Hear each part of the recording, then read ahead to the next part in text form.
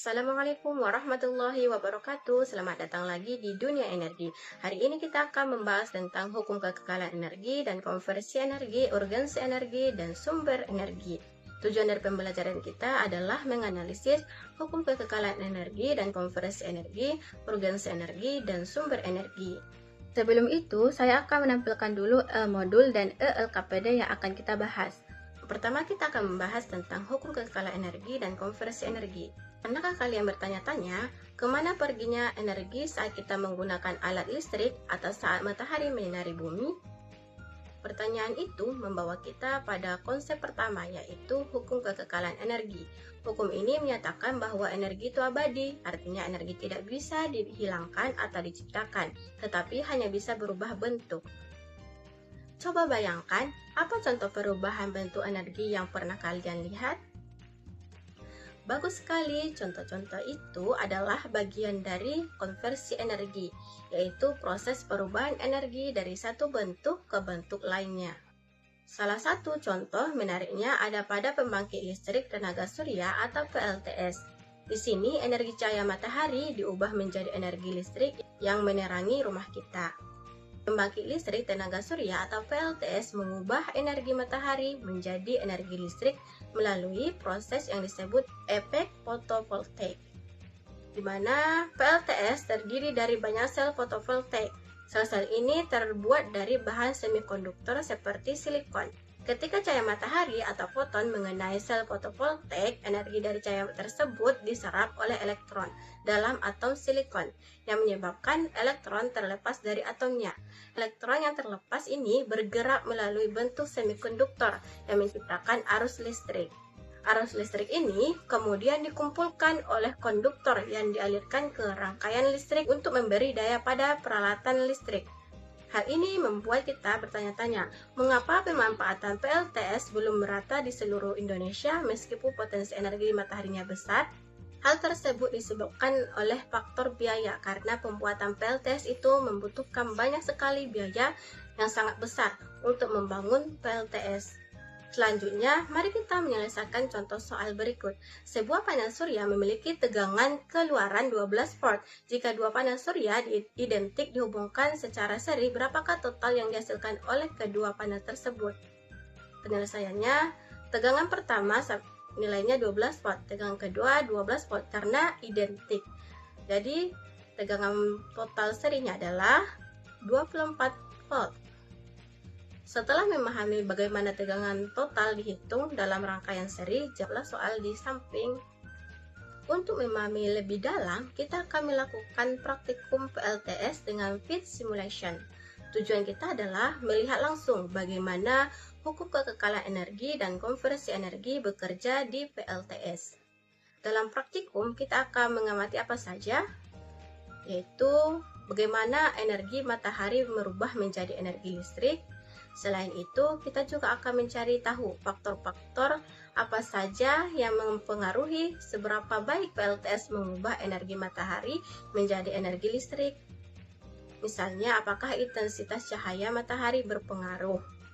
Dan yang tak kalah penting, kita akan menghitung efisiensi PLTS dalam kondisi yang berbeda. Dengan begitu, kita bisa tahu seberapa efektif PLTS mengubah energi listrik. Baiklah, di sini kita akan melakukan praktikum PLTS sederhana. Tujuan kita adalah melihat langsung bagaimana hukum kekekalan energi dan konversi energi bekerja di PLTS. Dalam praktikum kita akan mengamati apa saja ya. Yang pertama, kita akan mengamati bagaimana energi matahari berubah menjadi energi listrik. Selain itu, kita juga akan mencari tahu ketika kita membuat awannya sedang, banyak, dan sedikit, apakah mempengaruhi ketika energi matahari menjadi energi listrik. Langkah pertama, kita buka dulu fit simulation pada bentuk dan perubahan energi. Selanjutnya kita klik sistem.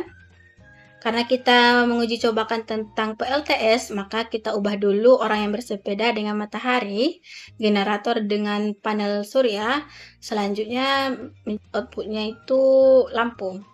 Nah, dapat kita buktikan bahwa energi matahari berubah menjadi energi listrik, di mana energi matahari diserap energi panasnya oleh panel surya dan menghasilkan output cahaya lampu yang terang.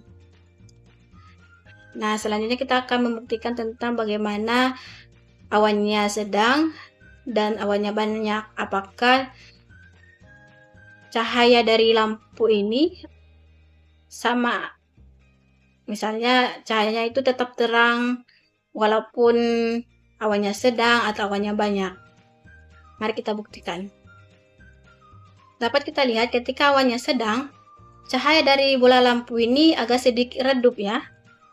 Kenapa begitu? Karena energi dari matahari ke panel suryanya ini terhalang karena adanya awan sedang, yang mengakibatkan proses penyerapan energi matahari ke panel suryanya itu tidak begitu lancar ya, yang mengakibatkan cahayanya dari bola lampu ini sedikit redup. Selanjutnya, ketika awannya banyak bagaimana? Apakah sama juga sedikit redup atau makin redup? Mari kita buktikan.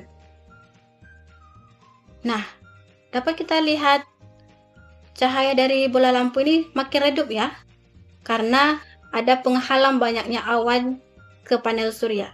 Cahaya matahari dihalangi oleh banyaknya awan yang mengakibatkan penyerapan ke panel suryanya ini tidak maksimal, yang mengakibatkan cahaya bola lampu semakin redup.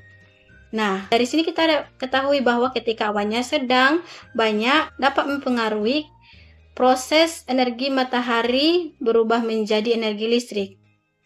Untuk percobaan berikutnya, Anda bisa lakukan di ELKPD yang sudah dicantumkan di deskripsi ya. Sekarang mari kita bahas mengapa energi begitu penting dalam kehidupan kita. Energi listrik misalnya adalah kemampuan peralatan listrik untuk melakukan kerja. Tanpa energi listrik, banyak peralatan tidak bisa berfungsi. Coba sebutkan alat-alat di rumah kalian yang menggunakan energi listrik. Namun ada tantangan besar terkait energi. Ketergantungan kita pada energi fosil seperti minyak bumi dan batu bara yang menyebabkan masalah seperti krisis energi dan polusi lingkungan. Oleh karena itu, efisiensi energi menjadi sangat penting. Kita harus menggunakan energi sehemat mungkin agar sumber daya yang terbatas ini bisa bertahan lebih lama.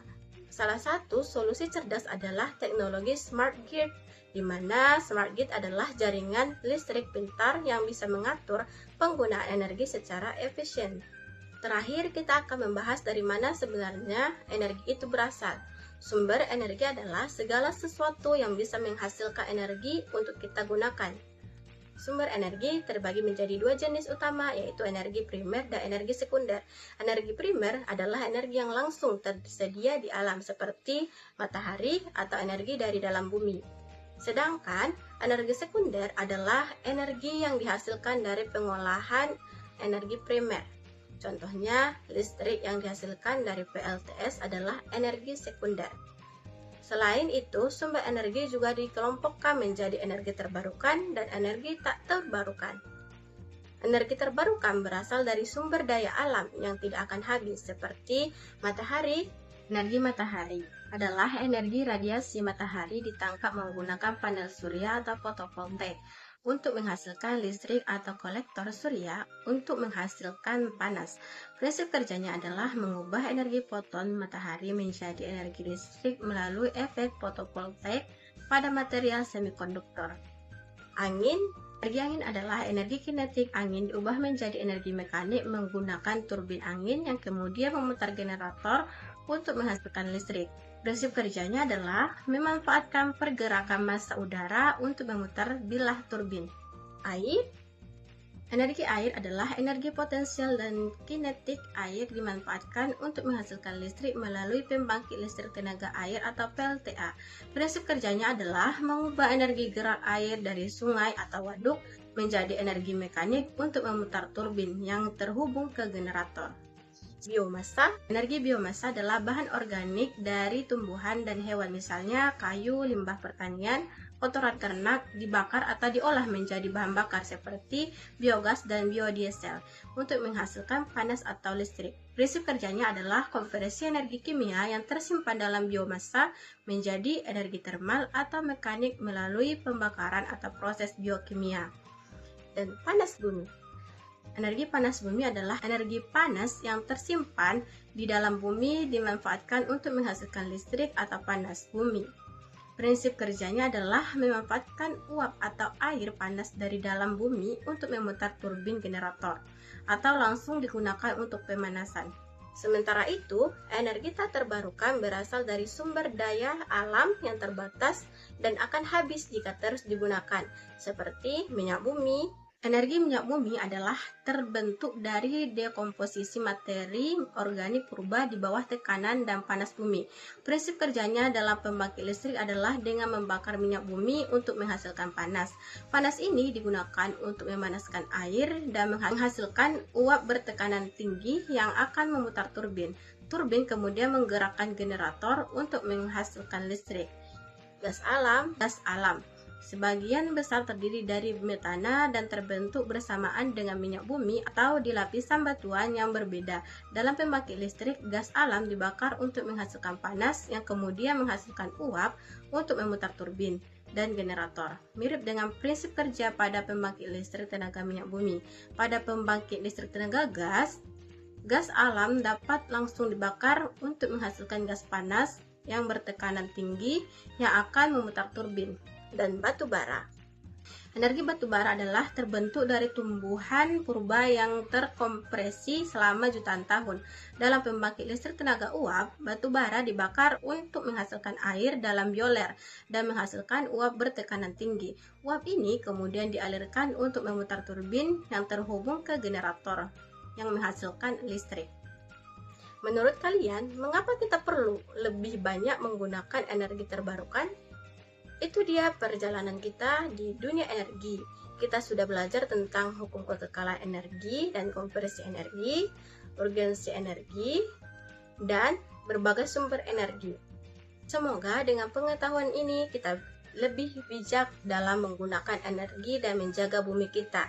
Untuk menguatkan pemahaman Ananda, jawablah soal yang ada di Google Form yang tercantum di deskripsi.